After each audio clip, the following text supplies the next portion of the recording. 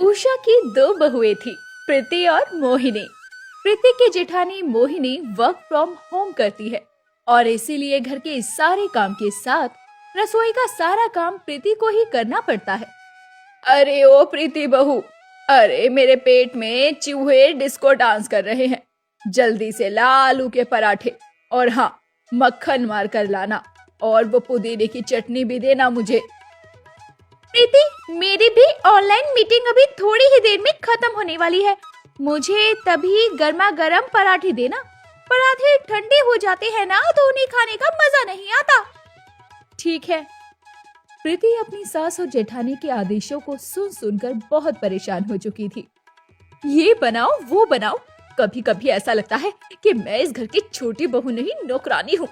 माँ जी और मेरी नालायक जेठानी की तो दिन भर फरमाइशों की लिस्ट ही खत्म नहीं होती। मन करता है इनके खाने में ही जहर मिलाकर एक ही बार में इनका किस्सा ही खत्म कर दूं। मोहिनी आधा दिन तो वर्क फ्रॉम होम करके केवल थोड़ा सा ही काम करती थी और दिन का 90% काम तो बस प्रीति को ही करना पड़ता था। घर के काम करने के चक्कर में मोहिनी हर 2 घंटे में प्रीति को कुछ न कुछ बनाने के लिए कह दिया करती। वहीं उषा भी एक नंबर की चटोरी थी। अरे प्रीति, सुनो ना, मेरे लिए वो व्हाइट सॉस पास्ता बना दो ना। मुझे ना आज पास्ता खाने का बहुत मन कर रहा है। मुझे एक इम्पोर्टेंट प्रेजेंटेशन भी बनानी है। पास्ता खाने के बाद ही मेरे दिमाग की बत्ती जलेगी। और कुछ चुड़ैल मोहिनी। क्या क्या कहा तुमने? कुछ भी नहीं, बस मैं ये पूछ रही थी कि पास्ता के अलावा कुछ और खाना है क्या आपको? तो वो भी बना देती हूँ। अच्छा, ऐसी बात है क्या? मुझे तो कुछ और ही सुनाई दिया। मोहिनी भाभी, लगता है आपके कान खराब हो गए हैं, जाकर साफ करवाइए। प्रीति मोहिनी के लिए पास्ता बनाने जाती है, तभी उषा वहाँ आकर उससे कहती है, अरे प्रीति बहू, मुझे ना वो आज की सब्जी कुछ ज्यादा ही तीखी लगी।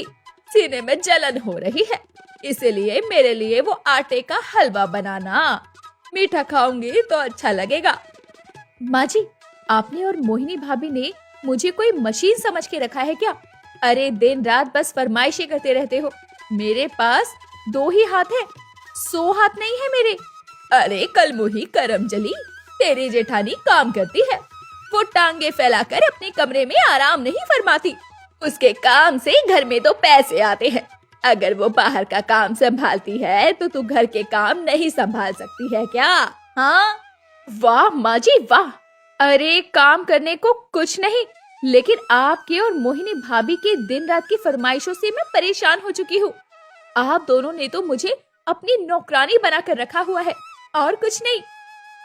प्रीति अब बहुत गुस्सा होने लगती है और वो अपनी सहेली मधु को ये सारी बात बताती है। सच में नाक में दम करके रखा है मेरी भुक्कड़ जेठानी और भैंस सास ने। खा खाकर बस फैल गई हैं दोनों। बाय द वे प्रीति, तेरी जेठानी तुझसे बहुत जलती है। उस दिन जब मैं मोहल्ले में मिली थी तो मेरे सामने 2 औरतें तेरी सुंदरता की तारीफ कर रही थी।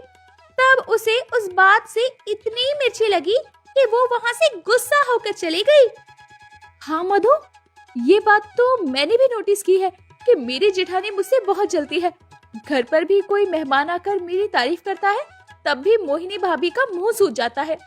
अरे यही तो है हमारी कमजोरी, जिससे तेरी जेठानी घर के सारे काम करेगी और वो तुझे रोज स्वादिष्ट स्वादिष्ट पकवान भी बना कर देगी। लेकिन ये सब कैसे मुमकिन होगा मधु? भाभी अपना काम धंधा छोड़कर मुझे क्यों पकवान बना कर देगी? देख प्रीति, तेरी बॉडी ऐसी है कि तू चाहे कितना भी खा ले तो मोटी नहीं हो सकती। वहीं तेरी भाभी और सास खा खा कर गुब्बारे की तरह फूलती जा रही हैं। हाँ।